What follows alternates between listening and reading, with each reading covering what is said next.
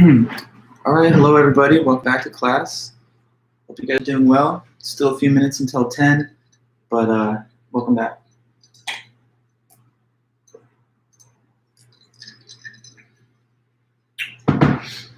Big ol' Arnold Palmer to get my morning going.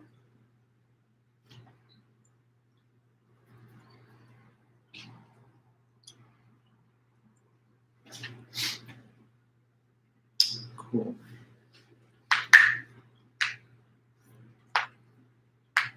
Two minutes until it's 10. So just get comfortable, get situated, and I'll be right with you guys. Feel free to say hello over here in the chat, good morning or whatever.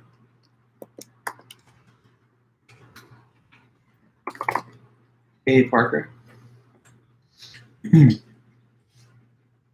See you there.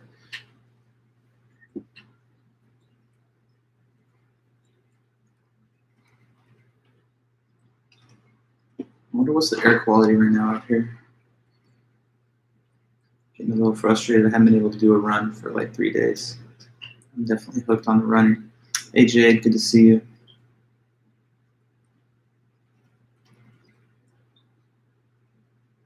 Hmm.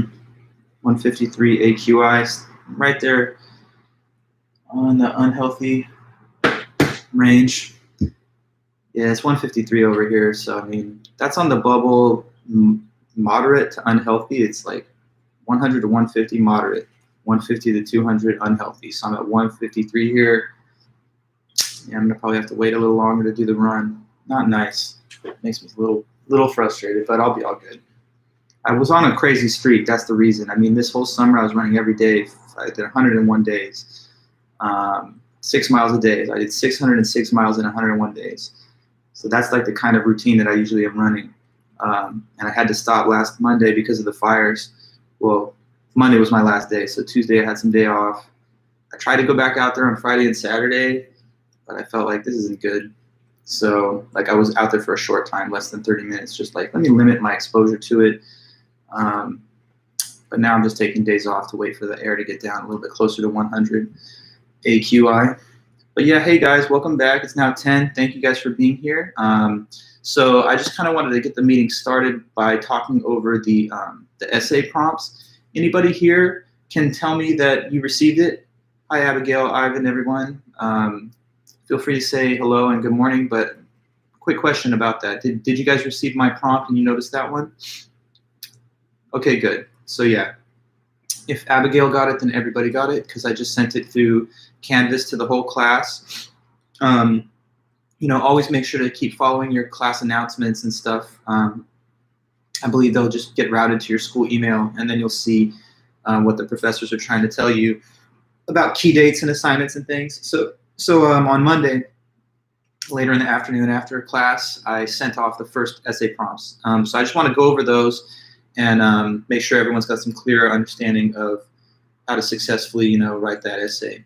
So what I'm doing right now is I pulled it up on my screen. You guys can't see it, obviously, but I'm going to read through it, and we'll just talk over some of the major elements of the prompts. Hi, Rachel. Okay, so what it says is, first of all, notice that I changed the due date just slightly. I adjusted it to Wednesday the 30th. It had been originally provided in the syllabus as Monday the 28th, so I just made a slight edit there and slide it over 2 days later, so you have a little more time to prepare your essay. Okay, so here's what it says. The first part of the essay prompt just discusses format. So I want to talk to you about that. It says, you must write a 3 to 4 page essay, double-spaced. I'm sorry I hate typos, but yeah, I wrote the word essay twice. Oops. Anyway, you must write a 3 to 4 page double-spaced essay on one of the two topics below in 12-point font with normal margins. Okay, so you gotta make sure to stick with those guidelines. Let me talk about each point. First of all, the page length requirement, 3 to 4 pages.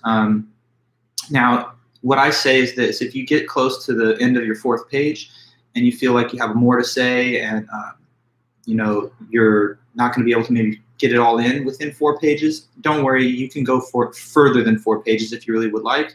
Feel free to go on to, a fifth or whatever, sixth page if that's necessary. But so I'm telling you the upper boundary is flexible, and it's not a problem if you need a little more room. On the other hand, though, the lower boundary is a little bit of a harder boundary, because if you write less than 3 pages, given the amount of information and the authors that you have to report on, it's not going to be, I think, detailed enough. So feel free to go over 4 if you really need to, but I would be really skeptical of the quality of a paper that's less than 3. So definitely more than 3, but if you need to exceed the upper bound, that's fine. Okay, now it's double spaced, so it's not, like, I basically want to make sure you know that it's not supposed to be more than double spaced. Sometimes a student, I don't think you would do this, but I've seen everything under the sun as a professor, right? So sometimes students will try to expand the spacing a little bit so that they have less text to write to get to the minimum page length requirement. It's never a good move to do that. It's easy to detect when a professor sees that. It just brings your paper into negative attention, because it's like, well, this student must not be confident in their writing if they feel that they need to, make little weird format adjustments to get themselves just to the finish line.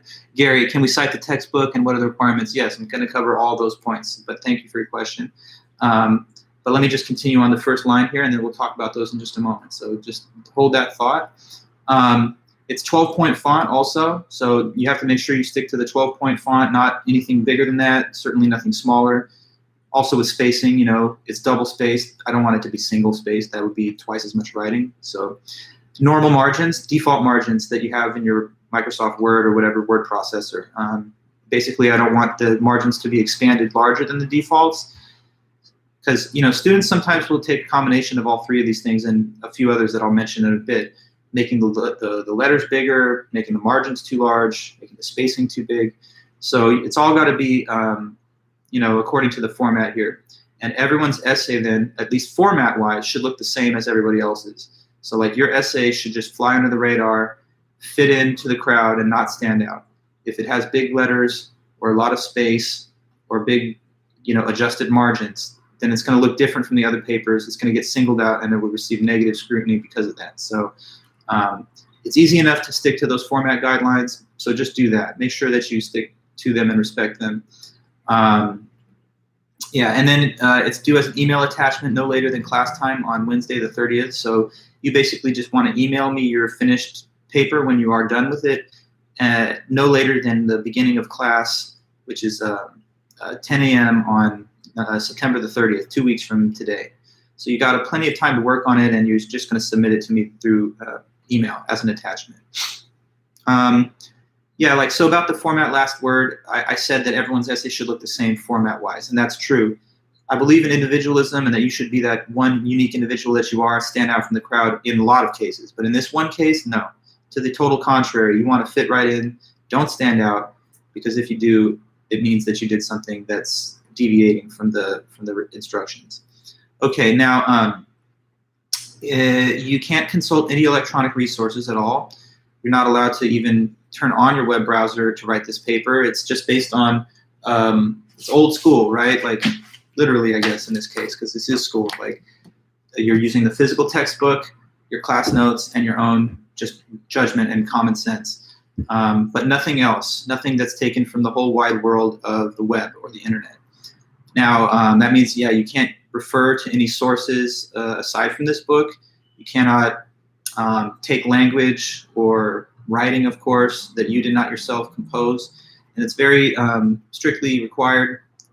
So I know that you would not plagiarize a paper or anything, and I'm not saying that, but we have to verify it, and we do, and you don't want to jeopardize anything that you're doing with school. So to be on the safe side, just make sure that you don't use anything aside from the book for this paper. You could read stuff on your own to just kind of like enhance your understanding of it, but when you cite something, the only thing you're going to cite is this book. Now to get to your question, Gary. Citations. So for every paper, it's a good idea, I think, for all students to try and include some quotes from the book at times to support their analysis and to refer to the text itself. So it's advised and encouraged for you to have some quotes in there. But when you do have quotes, the only rule is cite it by giving the page number of the quoted passage. So put the quoted passage in quote marks, quotation marks. And then at the end of the quoted section, just give me the page number from the book where you found the quote and put that page number inside parentheses. That's all that I have asked for you when you cite the book. Parenthetical page citation at the end of the quoted passage. You don't need to have a separate works cited or a bibliography, because that would just be, I think, unnecessary and redundant, since everyone's using only one book and the same book. It's not a research paper where you're going out into the world to find like a bunch of materials and you have to cite them to show the professor where you found your research from. Since it's written on only the stuff that's in the book, I think it would be just kind of superfluous to create an additional page with the works cited, because it'll just say, hey, remember, this is the textbook, and I know what the textbook is. So do cite the book, but only by means of giving a page number at the tail of a quoted passage. I guess if you also have a very close paraphrase of something that is in the book, but you don't exactly use the verbatim language, and you want to make sure that you properly credited the book, you could also, give a page citation at the end of a paraphrase. How do I feel about footnotes? Footnotes are great, yeah. Feel free to use footnotes if you like. Yeah, they're nice. I use them, but I don't always see them in student essays at this level in college, because a lot of times in more scholarly writing, you see those, like philosophical journals or other academic journals. But yes, it's a good tactic. So I would say go ahead and use the footnotes. Now, people ask me about MLA and APA and all that. And to be honest with you, I'm not the one to ask about that. I have no idea what either one is. I'm a published author. I published books, published essays, but that stuff to me is not really anything I understand. So all you got to do is just stick to the format guidelines that you see here in the prompt itself. It's 12-point font, normal margins, double spaced. Now, there's also something I want to say about the header and the identifying information. I basically want you to get straight to the essay on your first page. So I don't want there to be like 10 lines of information and then a giant title font and then like 3/4 of the way down the first page. Now we're finally getting into the first paragraph. So like don't put, name, date, professor name, class name, student ID number, height, age, weight, social security number, giant title. That's like 20 lines of information, and now finally we're at the bottom of page 1 starting to write. I don't want all that. So, keep it minimalist. Your header can simply have name, date, title, all in normal 12-point font, and you just get right into that essay writing after that. On the other hand, though, if you really do want to have a more splashy, big title and a lot more info, I don't want to cramp your style. So if that's what you really, really want to do, then you can create a cover page for all of that. And then your first actual page of writing will just begin at the top, first line. So those are two options for you. Minimalist header on the first page of writing, or a separate cover page, and you can just go wild and put as much stuff on it as you want. And then you'll start the first page at the very top. Okay? That's just the header and stuff like that. All right, now the overall essay is worth 15% of your total grade. Yeah, no, that would be not what I'm looking for, Tristan, but I can totally visualize what you're describing, So yeah, just keep it short and sweet. Get to the essay. It's the essays were 15% of your total grade. Each of the two exams, the midterm and the final, they're worth 30, and the second essay after the midterm, that's 25%. So we're getting started with the first thing is the least weight, but you want to, get off on the right foot and do well if you can. Now, there's 2 essay prompts, okay? And just to be very clear, you don't write on both. You just write on one of those 2. Which one of the 2 is up to you. But you'll choose the one that you think you can report on a little better, or that you think you understand more, or that's more interesting to you. So you're going to make a choice, but just don't write on both. I'm trying to make that clear because there have been a few cases in the past where a student misunderstood the directions and did write on both. But of course, that's problematic, because if you wrote on both and you try to stick to the 3 to 4 page length, it's going to be a pretty sketchy essay, because it's too much stuff to say pretty much to report on all the topics in 3 to 4 pages. And it's also more than I'm asking for, so it's simultaneously not enough and too much. So it makes it difficult to grade. Therefore, just choose one of those 2 prompts, please. That's probably better for you anyway, right? It's less work. So just do one of the 2. Don't write on the other one. Now, basically the 2 essays then are each on the topic of the philosophy of religion, of course. And they're structured as like a compare and a contrast of 2 different arguments for God's existence. And the only difference between prompt 1 and prompt 2 is which 2 arguments for God's existence would you prefer to report on. So if you choose to report on the ontological argument and Pascal's wager, then you would choose prompt 1. And if you'd rather report on the cosmological argument and the argument from design, then that's prompt 2. So let me start. I'll just read off prompt 1, and I'll give you some basic background on how this one goes. So the first one is ontological and Pascal. What it says is, discuss the ontological argument and Pascal's wager, and provide 2 objections to each. Okay? Is one of the arguments better than the other?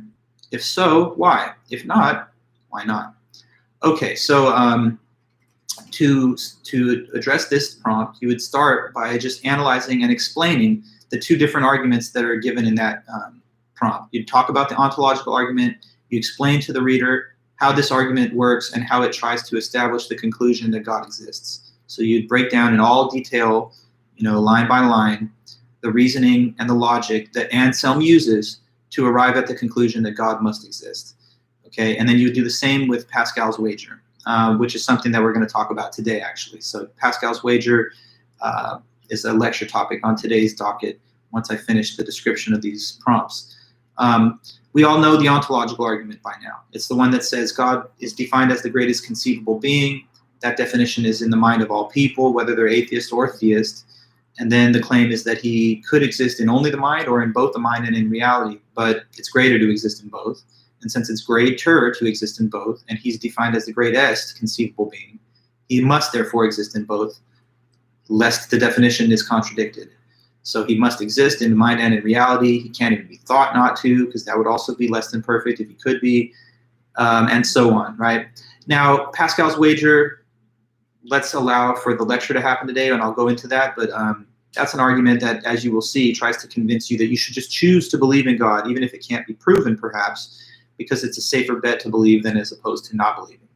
Now, after you give the arguments and you break them down and summarize them in good depth, you will give 2 objections to each one, for a total of 4 objections, right? So 2 objections to the ontological argument, 2 objections to Pascal's wager. For objections to the ontological argument, we studied 3 at least. There was Gaunilo and the whole lost island analogy counterexample. There was G.E. Moore and the point that existence is not a predicate. And then there was William Rowe, who said that you can't prove a thing exists simply by defining it as something that exists.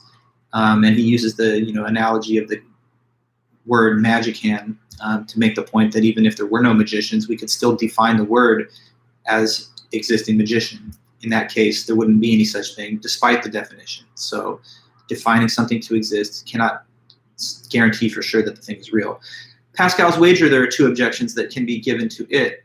After I talk to you guys about Pascal's wager today, we might have enough time to start talking about the first of those objections. But if we do not, we'll certainly finish with them on Friday. So by the time of the end of Friday's lecture this week, 2 days from now, you'll have all the information needed to report on the first prompt if you choose to report on the first prompt.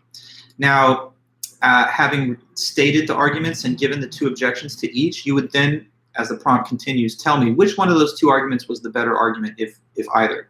So like the question is, do you find the ontological argument to be more persuasive or the Pascal's wager argument to be more persuasive? Which one is more reasonable, compelling? Which one is a better argument for the belief in God? And, you have to give a philosophically sophisticated reason as to why you thought that was the better argument. You can't just say something arbitrary like, well, Anselm, his name starts with A, and I love names like that, so to me, he had the better argument. That's not really about the argument itself. So you have to give reasons why the logic used, why the argument given is the superior argument. Okay? Now, some people might think, on the other hand, I didn't prefer one of those arguments over the other. They're both equally weak or equally compelling. So if you are one who thought, I don't have a pick as to which was better, well, I also want to hear about that reaction too. That I'm interested in your response. So if you don't think one of the arguments is better, then you're going to have to philosophically justify that response and say, here's the reason that, to my judgment, neither was the better argument. Okay, so you're going to have one of 2 possible reactions. You're either going to think one of them was better, and if you did, you're going to tell me which one and why it was better. And if you did not think that either one was better, then you're going to go ahead and finish your essay by telling me why neither one was the winner in this case. Okay, and then that would be prompt 1.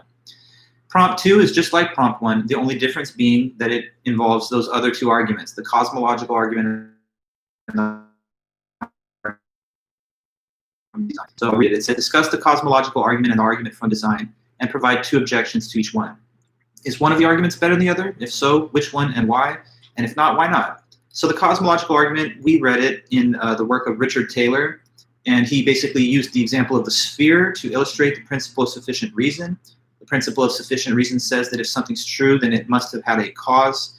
Then there's necessary and contingent truths, which are referred to. Contingent truths are things that are true but might not have been in different circumstances. Necessary truths are things that can't possibly be false. The universe exists. The author claims that it's contingent. Therefore, the principle of sufficient reason says it must have a cause. But whatever the cause is, we know it can't be the universe itself, nor could it be something contingent, because that would simply lead to an infinite regress, which is thought to be impossible. So there has to be a first cause that's not contingent, and that would be a necessary being that is God, and it's the initiator of the whole causal sequence that follows from him. Then there's the argument from design. That was given by William Paley. Paley said, using the example of a watch, he said, in case you see a watch, you know it had to have come from an intelligent creator because it has purpose, function, and it exhibits a very complex arrangement of parts in order for it to perform the function of time telling. So nothing like a watch could come about if there was no such intelligence to create it. So the principle is a thing with a purpose or function must have a maker. And then extending that to the case of the eye, he says, well, there are things in nature like the eye that also have a purpose, a function, and have this very sophisticated inner working of parts to allow it to do that job. So just like the watch, the eye and other things in nature must have had an intelligent designer too. And then, there are objections to both. The objections to cosmological and design argument are best found in the writings of Ernest Nagel and his essay, Does God Exist? He launched into a host of criticisms of both. So with the cosmological argument, he questioned the premise that everything has a cause. He also said that if everything has to have a cause, why couldn't why does not God have to have a cause? Or if God does not have one, then how come the universe couldn't simply be the uncaused necessary being? And he also questions whether an infinite regress is actually impossible or not. Perhaps it's not impossible for there to be an infinite series of events. And the design argument he also critiqued. He said that the comparison or the analogy between the watch and the eye is a bad analogy. The analogy breaks down because when it comes to the things that we make, like a watch, we know that they are created by an intelligent thing, but only because we make them. On the other hand, when it comes to the works of nature that show a purpose, like the eye or something, that purpose can also be explained without any assumption of a designer if we take the alternative hypothesis of evolution, or the theory of Darwinian biology.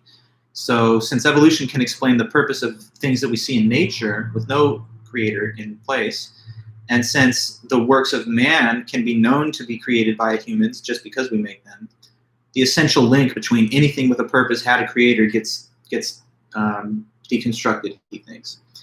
And again, as with the first prompt, you would tell me which of the arguments you thought was the better one, if so, and if not, why not? And here's the last thing I want to say then about the basic genre of philosophy essay writing. So a lot of the essays that you guys have ever had to write so far in life have been in English literature classes and stuff. And I know that there's a little difference in a way between what's expected and what's considered good in an English essay than in a philosophy essay. I find that a lot of times in English classes, they really want to impress upon students coming up adherence to the format of the classic English essay. So they have a very clear stated thesis in your intro paragraph, and then have the development of the thesis in the body paragraphs, and then in the conclusion, summarize what you have done and conclude. But what I think it's more important to do in a philosophy essay, especially a short one like this, which is not a full research paper, is to just dive right into those body paragraphs and start attacking the prompt right away. It's not as good to have one of those very fluffy, long-winded, rambling introductions that you might find more appropriate in an English essay. So this type of intro is not the best move. Someone says, God, religion is ancient. It's been on the mind of mankind for generations, for millennia. And when you look up at the canopy of stars, your mind just starts to wonder about all the vast possibilities in this universe. Philosophy poses us with some of the deepest questions, and here we are, and it's 2020, and we will ask these questions yet again. I have embarked on a journey to explain to you these arguments of the classical philosopher. You know, if you're saying all this, and then finally, when you clear your throat and you're done, we're already past the first page, and you still haven't really broken down or analyzed the arguments. So in the philosophy class, we're not interested in the quality of your, soaring prose or diction or your poetic voice. It's just about the cold clinical analysis of the arguments. Did you comprehend the arguments, and can you prove that in your writing? So writing in philosophy, especially in like this modern 21st century, it's not the genre of like the poet. It's more like the lawyer, so you want to kind of reach for that cold, clinical, lawyerly, analytical way of writing. Just get straight to the point, be straightforward and direct. You're not needing to impress anybody with like command of the English language. You just have to show that you can comprehend this argument. So you're writing more in the genre of the highly clinical lawyer than the, pie in the sky, grandiose, literary type of figure, okay? And last thing I would say is you can maybe even dispense with the intro and conclusion, or just keep it short and sweet. So like just say what you're going to do in the paper and briefly say it and then move into the analysis. Or if you would prefer, it's totally fine to me to not even have an intro and a conclusion and to just make the essay all the body paragraphs. Just start right away. The ontological argument by Anselm tries to prove God exists, and here are the premises of the argument. And then just start telling me about it. You don't have to say, I will explain these two arguments and I will tell you that I think one is better. You can just do that in the course of the essay itself. And that provides more space for the analysis. So anyway, that's some additional, guidance for those who are writing the essay. You can come back to this lecture later if you ever want to refer to some of these points as you work on it. And as you work on it, if you had questions about your draft or anything else, you can always email me. And if you finish something in advance of the date with enough time, then maybe I could give you some commentary or at least help you with any questions. So I'm here to help, and you got 2 weeks, but that's the first essay, and you can choose one of those two prompts. So is there more I can say about this, or are there any other extra questions that I didn't get to address yet? Let me know here in the chat. If you feel like for now we're okay, then you can tell me that, and then we can move on. But I'm just giving you all the opportunities to get all your questions asked and answered. I guess then for now, it seems like you're probably okay. I'm not seeing a ton of questions popping back. But let me know at any point in time, whether it's now, whether it's later. Please do, get those questions out there. I don't want anything to be unclear to you or misunderstood. Okay, so in the last meeting, we finished all that discussion from the writings of Ernest Nagel. We talked about the problem of evil, I believe. That's where we kind of closed. So now I want to help you guys understand the Pascal's wager argument. Okay, so this is relevant to the topic of prompt number 1. So if you choose to report on prompt 1, then you definitely want to know these notes on Blaise Pascal. So here's the author's name, Blaise Pascal. He was a French philosopher of the 17th century. He lived from 1623 to 1662.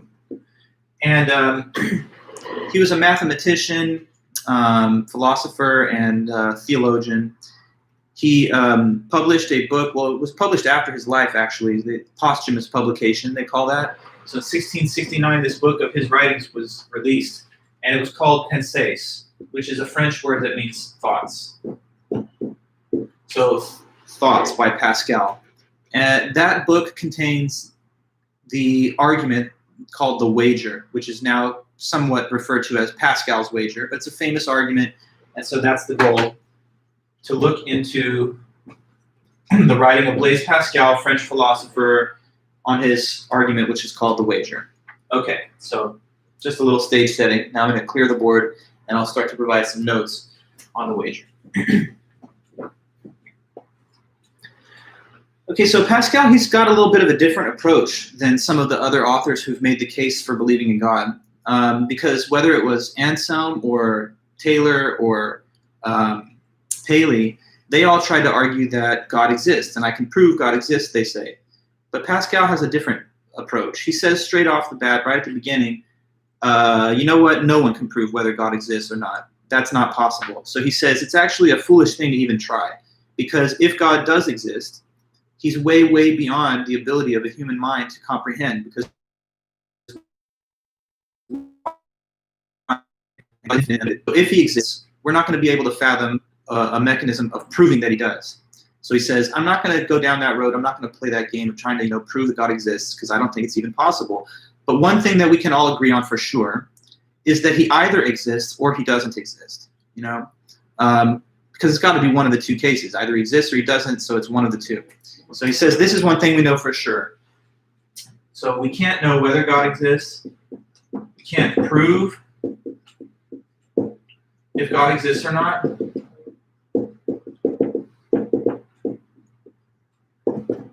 But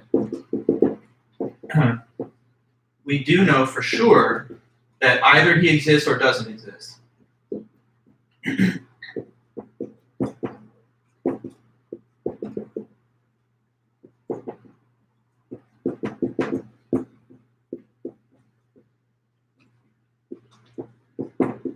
So he says, because we don't know whether he does or not, and because will the prompts be posted on Canvas? Yes, they've been posted on Canvas, Michael. Michael, have you received the message? That's how I started the class today off. I asked the students, have you guys received this prompt? And people saying yes. So I think you might not have been able to look into your email announcements from class. Go into your emails, Michael, and before this class meeting is done, write in the chat for me if you have found the prompts or not. Confirm for me that you have the prompts so that I know I don't have to resend it to you individually. Okay? Go back into your email announcements from Chapman and see if you find it. I did deliver it through Canvas as a class announcement, so it should be there. Okay. We know for sure that God either exists or doesn't exist. We don't know which, but we know it's got to be one or the other. So he says we're sort of put in a position like we're going to have to wager on a coin flip. Now he's going to construct this analogy between the question of God's existence and the outcome of a coin flip. Now, what's up with a coin flip? When you flip a coin, you know that that coin is going to land one of two ways, heads or tails. But before the outcome, we don't know which one it will be, right? It's 50-50 and we can't tell which one, but we know it will be one or the other. So he says this wager he's proposing is kind of like that, because we don't know whether God exists or not. That's like the heads or the tails, the two outcomes. We don't know which one it will be, but we know it's got to be one of them. So it's sort of like now we have to wager which side are we going to choose. Like if a person says, hey, let me make a bet with me. Heads or tails, what do you pick? And they flip the coin, you pick, let's say, heads, and let's see how the results turn out. Except by parallel, God's existence. Do you believe or not believe? Well, you don't know which side it's going to be in the end, but you're going to have to choose which position you would like to take. Okay, good. Thank you, Michael. Just making sure. So we went over the prompts to start the meeting today, and you want the written version, you'll see it there in your email. Thank you. Okay, yeah, so the coin flip versus the choice of believing or not. Picking heads or tails, but you don't know what the outcome will be. Choosing whether you believe in God or not, but you don't know what the outcome will be. Now he says, sometimes if there's wager and you don't like to take wagers, you could just decline. You could decline to wager. If someone comes up to you and says, hey, what's up? Heads or tails? What's your pick? You could say, I'm sorry, I don't want to choose either one. I'm busy. I don't like taking bets, right? But he says the question of God's existence is a wager that you're forced into. He says there's no way to get away from it, because if you say, look, I don't want to take a position on this question, whether God exists or not, I've got no opinion. Yes, good, Ivan. Thank you for helping, Michael. But you could say, I don't have an opinion, or I don't want to have an opinion. According to Pascal, that's not possible, because if you choose to not take any opinion on the question of whether God exists or not, then you're still not believing, and that makes you equivalent to a non-believer. So he says, one way or the other, you're going to have to choose. Therefore, the only question is, what's the safer bet for you, to believe or to not believe in God? And this is when we get into a little game theory. So like it's almost, some people have said that Pascal is like the forefather of modern day game theory because of this Pascal's wager argument. So let me draw for you what's called a Punnett square. These Punnett squares are used sometimes in game theory to model choice situations and see what the possible outcomes could be for an individual given a matrix of outcomes and a matrix of choice options. So you say, why can't you just not choose? Because I guess his way of thinking about it is that choosing not to take a view is still not committing to the belief in God. So something that's other than the commitment to the belief in God would be treated by God in case he existed as disbelief. So it's kind of like refusing to take a stand is siding with non-belief. That's basically what he's getting at. Yeah, but good question, Parker. So the Punnett square. We draw a little box. And then we create a grid within it of four squares. Now in the top two vertical columns, I'm going to put two outcomes of a coin flip. We're going to start with a coin flip, and then that'll be a model for the real question of God. So what is one outcome of a coin flip? We all know. One of the possible ways that the coin flip could turn out is that what could be the result? Let me see in the chat. What could be heads, right? Landing heads. That's one outcome. Land heads. Lands heads is one of the possibilities. And the alternative in this second column is that it could also land tails. Okay, now over here on the left two horizontal rows, we're going to put the two possible betting choices. So what is one way of betting in the coin flip? A person could take the position of what? So these are the outcomes, and these are the positions taken by the individual. So a person could, in the bet of the coin flip, take what position? One position they could take is to take the position of what?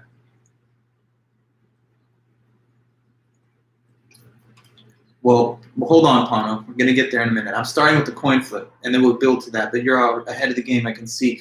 So a person could, Parker, you say heads a little underspecified. Let's say picking, right? Because it's ambiguous when you just write the word heads, whether you mean to say that it's going to be heads or that you chose heads. So choosing heads is one betting stance. And what is the other one? Of course, to call or choose tails. Now, look at the grid. The four boxes. Each box can be seen as connecting a combination of a betting stance with a betting outcome. So, like, for example, this box stands for the combination of choosing heads and heads landing. If one calls heads and heads lands, like in this box, is that a win or a loss? Easy question, right? They called heads and it landed heads. Is this win or is this losing the bet?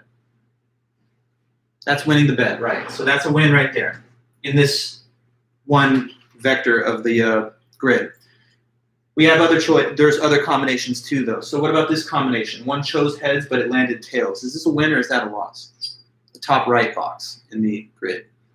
Choosing heads, landing tails, that's what we call a loss. Exactly. That's taking an L.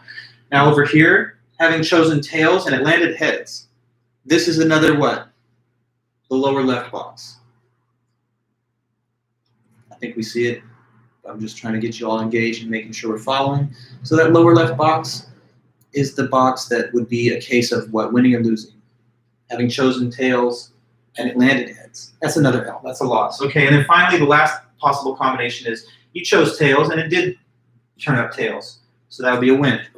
So now in a coin flip where there's two outcomes and two ways of betting, there's these four combinations that are possible. Two ways of winning and two ways of losing. You can win by choosing heads if heads lands, or you can win by choosing tails if tails lands. And vice versa, you can lose if you choose heads and the opposite face turns up.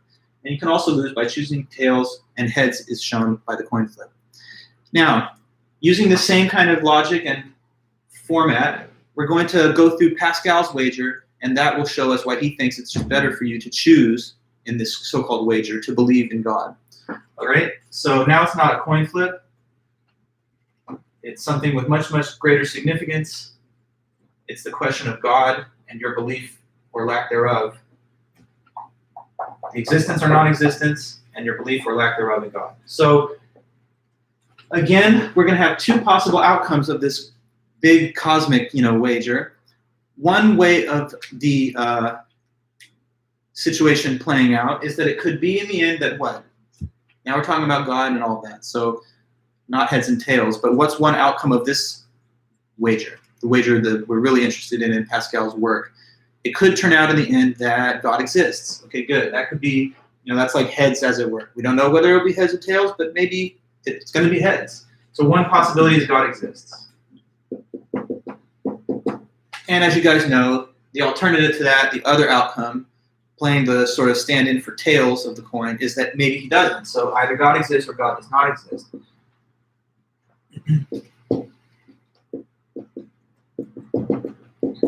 Now over here we have our two choices that you can make relative to this heads or tails. But one option in this case is to do what? A person could, in the wager being mentioned, choose to believe in God. Okay, so believe in God, that's one choice in the wager, to believe in God. Or let me make it even more specific, believe that God exists. And of course, the alternative would be to believe that God, or does not believe that God exists.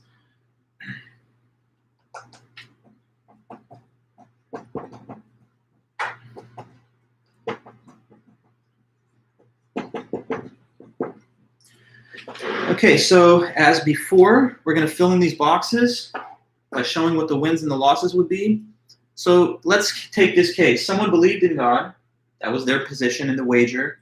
And turned out to be correct. God did exist. So they believed in God and God was real. Is that a win or is that a loss in this case? When a person believes and it turns out they were right, that would be a win. Right. But hold on. What's the winning? What's the jackpot, to coin a phrase, in that case? Say you believed in God and God is real and he does exist. A person would be rewarded with heaven. Yeah. And how good is heaven supposed to be? Well, it's supposed to be paradise, right? It's supposed to be the ultimate good. It's like infinity of happy life. The concept of heaven is supposed to be better than any other experience, right? So you're not supposed to be thinking of people in heaven like, wow, I wish I could go back to earth because this sucks or this is boring. No, it's thought of as infinite happy life to everlasting. So that's good, but good to an infinite degree. So to symbolize that, I'm putting positive to infinity. That's the infinity symbol. If you believe in God and it's true, then you won the ultimate. You're going to heaven forever and it's ultimate unlimited happiness. But there's other combinations that are possible, right? He doesn't say we know that God exists. After all, he says, who knows? No one can ever prove it, but maybe he does. And if he does, the believer gets a big reward. Now, take the other case here on the top. Suppose someone believed in God, but actually, never mind, there wasn't a God. They were wrong. So is this considered a win or a loss? According to the way we're structuring the grid, it's a loss. But what's the loss? You know, if you believed in God, but there wasn't God, what have you really lost? What do you think? Anything? What? What's the loss, if anything, in having chosen to believe, but in a God that didn't exist? You could argue, Parker, like nothing. I understand that. You might think, well, there's no harm. No, you know, I'm not going to get punished because there's no God or anything. But some might argue that it's a little bit of a loss of some time. That's a finite loss, though. It's a loss of some of your time and energy in life that you had to spend to keep religion, to keep your religious faith and to practice it. But that's not that bad. So it's maybe a minor loss. Maybe we can say a loss minus some time and energy. And some people even don't even find that to be a loss because they like the time and energy they spend in the practice of religion. So it's either nothing really or something very minimal. Now, take another case though, and now we get to this range. Suppose someone did not believe in God, but oops, they were wrong and there really is a God. Now, this is yet again the case of a loss, but what do you think would be the loss in that case? You know, what do you think that would be? The person didn't believe, but there was really a God, so they didn't win. They made the wrong wager, I guess, in that case. Yeah, so hell is definitely one way that people talk about it. Reputation, Ivan, I'm not sure what you mean. Like, they didn't believe, but it turned out that there was a God. Their reputation is harmed? I mean, their reputation, though, is something that's only relevant while they're alive. And the consequences of having not believed are only going to be imposed after they're dead. So I don't know. The reputation is kind of out the window at that point. You're a dead person. But anyway, the person didn't believe in God and God existed. So they're either going to go to hell, okay, according to some interpretations of the scripture, or according to some others, then it might not be hell, but purgatory, or at least not being given the rewards of heaven. So it's either infinite pain and misery, gnashing of teeth, fire and brimstone, the worst thing you could imagine, or it's being denied the infinite rewards of heaven. So it's like losing something infinitely good.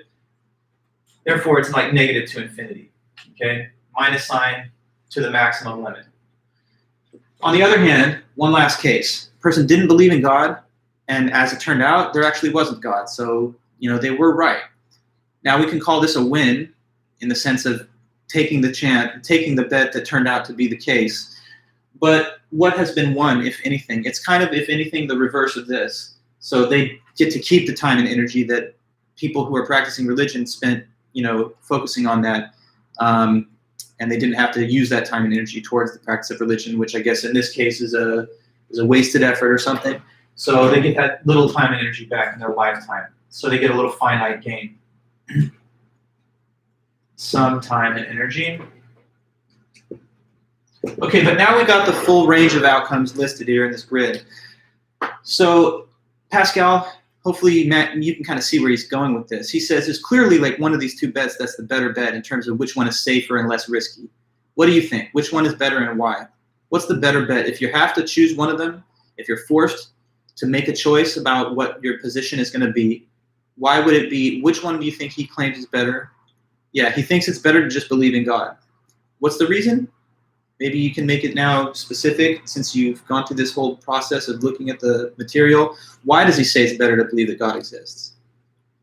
Why better to believe in such a thing? Because after all, he says to himself, no one can prove it, and there's no way I could ever know it for sure. Yeah, Davis, less risk, more reward. Possible reward, because we don't know if the reward will happen according to him, but at least it's open and it's possible. So you don't risk going to hell. That's one way to put it, right, Samuel? So like, in case you believe, what's the worst that can happen? Maybe you're wrong, but if you are, no big deal. It doesn't really cost you anything. On the other hand, if you believe and you're right, you win everything.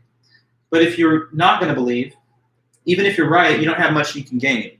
And if you're wrong, you're going to lose everything. So the way that Pascal puts it, believing imposes no risks, but it's all possible upside. Not believing poses no benefits, and it's all possible downside. So, when you're trying to make a bet, you'd rather make a bet that provides you with a greater opportunity for benefit and a lower opportunity for harm. Given that these two bets are there and you have to take one, why would you take one that has no real chance to win anything significant and just holds losses as a possibility, whereas the other bet is just the contrary? So let me see some comments here. Well, Pono, you have a good question, right? Does believing in God automatically get you a ticket to heaven, though? That's, I think, a very fair question and a possible criticism to this argument, right? Because he assumes that merely stating that you believe in God, even if you do it on the basis of like a policy of avoiding risk, like insurance or something, that would be enough for God to say, okay, well, you're going to get the rewards of heaven. A lot of people might say that, God would judge you on the quality of your works and your moral record and not merely on the avowal of faith in him. So if that's the case, then maybe the estimation of the risks and rewards is a little bit off in his analysis, Rachel, you say, couldn't you argue that if God does not exist, believers would also lose time in whatever afterlife is? Let me think about your question. If God doesn't exist, there's no afterlife. Like simply not existing anymore. Well, that's not a loss, though, because let me try and understand your question here. Couldn't you argue that if God does not exist, believers would also lose time in whatever afterlife is? Well, that wouldn't be an additional law, because if God doesn't exist, then there never was an afterlife to begin with. So it's not like something that they had that they no longer have. But the time and energy that you lose during your mortal existence while you are alive is something that you could have had back. But if there's no afterlife, then that's not something that you lose because there had existed an afterlife and it's now been deprived of you. You understand? Yeah, well, I mean, if you don't exist, then you couldn't. We'll talk about death way later at the end of the semester, actually. But if you don't exist, some people argue that there's nothing to fear because it's not like you're in a condition where you're worried about the non-existence that you formerly used to have. It's just to be annihilated. And like, I don't know, think back to 1920. How was it going back then? You don't know because you didn't exist. So it would be like that, I guess, in the future. Anyway, yeah, so back to the main point, though. It's better to believe because there's no real risk and it's all possible reward. And if you don't believe, you're taking a huge risk against the possibility of no gain at all. Here's his words on it. You can just get a sense of the author's way of speaking and writing. He said, you would have to play, let me get this here. Even though there were an infinite number of chances of which only one were in your favor, you would be right to wager one in order to win two, and you'd be acting wrongly being obliged to play in refusing to stake one life against three in a game where out of an infinite number of chances there is one in your favor, if there were an infinity of infinitely happy life to be won. But here there is an infinity of infinitely happy life to be won. One chance of winning against a finite number of chances of losing, and what you are staking is finite. That leaves no choice. Wherever there is infinity, and where there are not infinite chances of losing against that of winning, there's no room for hesitation. You would be up reason if you hoard your life rather than risk it for an infinite gain, just as likely to occur as a loss that amounts to nothing. Let us assess the two cases. If you win everything. Let us weigh up the gain and the loss involved in calling heads that God exists. If you win everything, and if you lose nothing. Don't hesitate then. Wager that he does exist. Okay, so that's his argument here. It's another approach to trying to make the case for God's existence, but as I mentioned, it's a little different from the other three arguments that we've already looked at, because they try to make an argument that God exists and that he can be proven to exist. Whereas Pascal starts off at the beginning and says, no, we can't prove God exists, and actually it would be foolish to even try. But what we can say for sure is that maybe he exists or maybe he doesn't, so what are you going to choose to believe in? If you choose to believe that he doesn't, you're putting yourself at risk. If you choose to believe that he does, you're putting yourself not at risk, but rather in a position to maybe reap rewards. So that would be the better and safer option. And he says, if you don't think so, then you must actually be irrational yourself. It's like he's turning the tables on the atheist. He says, if you can't move beyond your skeptical doubts to form this belief, then you might actually be the one who's being unreasonable, unwilling to modify your position even in light of these potential risks and rewards. But there are objections to Pascal's wager, right? So as we talked about, all the arguments in philosophy are objectionable, that can be disputed. And so there are going to be at least two objections to Pascal that we're going to go over as we get into Friday's meeting. One of them is the work of this guy named W.K. Clifford, and that's all about the ship owner. And then there's Robert McKim and the hiddenness of God. And Parker, I also think you're making a good point too. That's another one that we could add to our set of objections. Some people blame, or not blame, but some people criticize his argument by saying it's like he says you could just choose which side you believe in. But a lot of people feel like they're not able to believe in something unless they have enough evidence to make it seem reasonable to them. Like I can't just say to myself right now, I believe there's aliens just through an act of will. I have to have some kind of information that makes that seem realistic or likely to me. So can we just volunteer to have beliefs at will? Like I just choose on the basis of a policy to believe in God right now. And even if we could, would that be the kind of belief that God would reward? Is that true faith, or is that just like risk aversion? There's fair questions that you're asking, Parker, for sure. But we will study two objections on Friday at least. We'll cover Clifford, and we'll cover as much as we can of Robert McKim. So we still have a little more work to do to finish off the objections to Pascal's wager. But after that, on Friday, everyone will be good to go if they choose to write on that prompt. You already have all the material you need if you do choose to write on the second prompt. Okay, guys, so everything's good to go. Hopefully you guys are doing well. I hope your other classes are going smooth right now. But for the time being, I suppose I'll let you guys go. So until Friday then, take it easy. Get some good rest and stuff in the night, and I'll see you guys then, all right? Bye-bye. Take care.